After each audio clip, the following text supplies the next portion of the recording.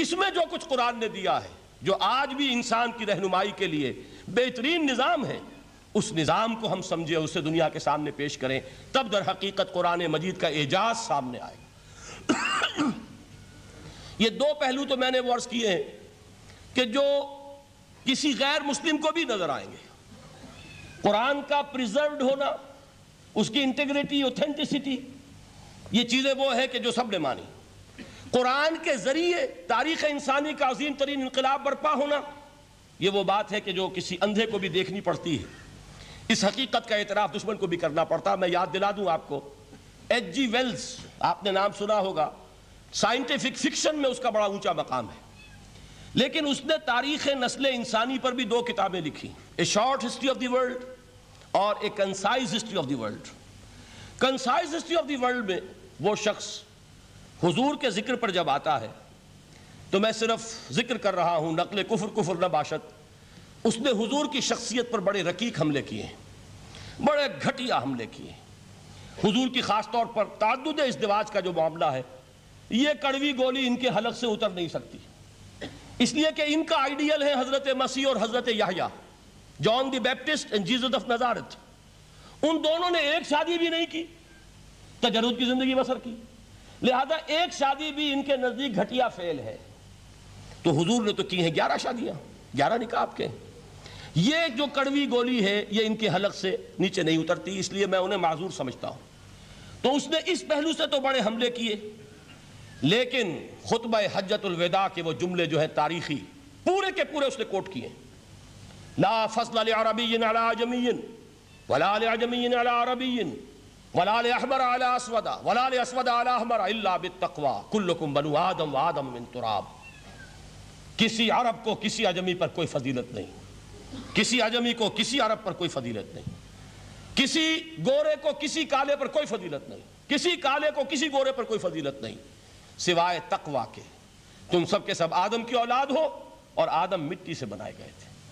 یہ الفاظ لکھ کر کہتا ہے کہ جہاں تک human fraternity, equality and freedom, 3 الفاظ نوٹ کیجئے، انسانی حریت، انسانی مساوات، انسانی اخوت، کہتا ہے جہاں تک ان 3 چیزوں کے واز ہیں، سرمنز کا تعلق ہے، وہ تو دنیا میں پہلے بھی بہت کہے گئے۔ عیسائی ہونے کے باوجود خاص طور پر نام لیتا ہے جیسس آف نزارت۔ سرمنز تو حضرت مسیح کے ہاں بھی بہت مل جائیں گے کہ تمام انسان برابر ہیں، سب کو بھائی بھائی ہونا چاہیے، سب انسان آزاد ہیں، تمیز بندہ و آقا فساد آدمیت ہے۔ لیکن وہ کہتا ہے کہ یہ ماننا پڑتا ہے تاریخ انسانی میں پہلی مرتبہ ان اصولوں پر ایک انسانی معاشرہ قائم کیا محمد نے صلی اللہ علیہ وسلم۔ یعنی حضور کے ساتھ یہ معاملہ ایمپٹی سلوگنز کا نہیں ہے، یہ صرف واز نہیں ہے، یہ صرف سرمنز نہیں ہیں، یہ ایمپٹی سلوگنز نہیں ہے۔ He translated these things into actuality۔ ایک حقیقت، ایک واقعے کی شکل دی ہے محمد نے صلی اللہ علیہ وسلم۔ وہ معاشرہ پیدا کیا جس میں انسانی اخوت، انسانی مساوات اور انسانی حریت، یہ تینوں اقدار بتمام و کمال موجود تھی۔ یہی وجہ ہے اس صدی میں نوٹ کیجئے، گاندھی جی، موہن داس کرم چند گاندھی، جس کو آج پوری دنیا میں تسلیم کیا جاتا ہے، عالم عرب میں بھی مہاتما گاندھی کی بڑی عزت ہے۔ پنڈت نہرو کا کسی زمانے میں استقبال ہوا تھا ریاض میں، تو ہمیں بہت غصہ آیا تھا کہ مرحبا برسول السلام، welcome to the prophet of peace, یہ الفاظ تھے کہ جن سے پنڈت نہرو کا استقبال ہوا تھا۔ غصہ ہمیں بہت آیا، یہ رسول کا لفظ استعمال کر دیا انہوں نے۔ بعد میں ہم نے سوچا بھائی رسول کے معنی ان کے ہاں ایلچی کے ہیں، تو انہوں نے اس کو اپنی جو بھی غلطی میں سمجھا یا صحیح سمجھا، اس کو چھوڑ دیجئے، میں کوئی سیاسی گفتگو نہیں کرنا چاہتا۔ انہوں نے سمجھا کہ یہ شخص اس وقت امن کا پیغام بر ہے، لہذا اس کو ویلکم کیا ہے۔ بہرحال گاندھی جی کا جہاں تک معاملہ ہے، آپ کے علم میں ہے کہ پوری دنیا میں اس شخص کی عظمت کو تسلیم کیا گیا ہے۔ ہمارا معاملہ، ہندوستانی مسلمانوں کا معاملہ، یہ دوسرا ہے۔ وہ تو آپ کو معلوم ہے کہ جوتا جسے کاٹتا ہے اسے پتہ چلتا ہے کہ یہ جوتی کاٹ رہی ہے، ورنہ دیکھنے والے کو پتہ چلے گا بڑا خوبصورت جوتا ہے، بڑا عمدہ جوتا ہے، کوئی اس میں خرابی نہیں ہے، لیکن جسے وہ پنچ کر رہی ہو اسے پتہ ہے کہ یہ ہے کیا۔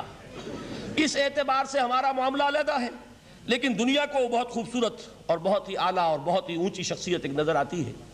بہرحال ایک پہلو سے یقیناً ماننا پڑے گا اس کی عظمت کو کہ ہندو قوم کے لیے اور ہندوستان کے لیے اس کی آزادی کے لیے جو عظیم جدوجہد کی ہے، اس میں کوئی شک نہیں۔ میں اس وقت جو بات عرض کرنا چاہتا ہوں کہ 1937 کا تصور کیجئے۔ 1937 میں آپ کو معلوم ہے 1935 میں قانون بنا تھا اور پہلی مرتبہ الیکشنز ہوئے تھے بر صغیر میں 1937۔